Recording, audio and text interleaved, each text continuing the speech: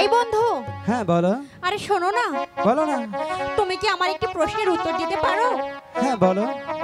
বলো না, কি দিয়ে তুমি আমার এই মনটা চুরি করেছো? কেন, মনকে চুরি করতে হলে তো মন দিয়েই চুরি করে, তাই না?